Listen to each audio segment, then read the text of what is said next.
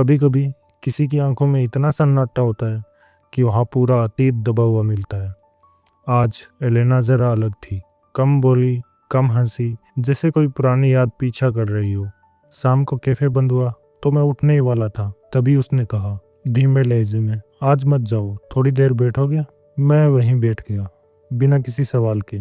Elena बोली थोड़ी देर की चुप्पी के बाद, तुम्हें कभी किसी ने छोड़ा है ऐसे वक्त पर जब तुम्हें उसकी सबसे ज्यादा जरूरत थी? मैंने उसकी आंखों की तरफ देखा, वहां नमी थी और लाचारी। मैंने कहा छोड़ने वाला तो हर किसी की कहानी में होता है, लेकिन किसी का हाथ पकड़ कर भी अगर वो साथ ना दे तो वो ज्यादा तकलीफ देता है।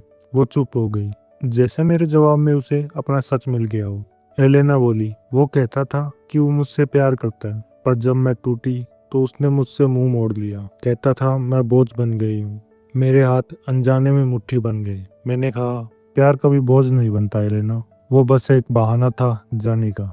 एलेना बोली खुद से नजरें चुराते हुए, पेंटिंग मेरा तरीका था सब कहने का, लेकिन अब ब्रश उठाने का मन भी नहीं करता। मैंने कहा अगर मैं चाहूँ कि तुम फिर से रंग भरना शुरू करो तो क्या ये जरूरी है कि तुम पहले खुद को जोड़ो? एलेना बोली बहुत हल्के दर्द के साथ, मैं अब खुद को जोड़ने की कोशिश नहीं करती, बस टुकड़ों को छुपा लेती हूँ। उसकी बातें सीधे दिल में उतर रही थी।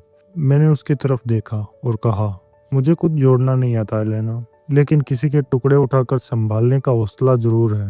वो मेरी तरफ देखने लगी, बहुत देर तक कुछ कहे बिना। एलेना बोली धीमी आवाज में, तुम अजनबी होकर भी इतने अपने क्यों लगते हो? मैंने मुस्कुराकर नजरें फेर ली और दिल में बस यही कहा, क्योंकि तुमने ही तो मुझे सबसे पहले अपना महसूस कराया था।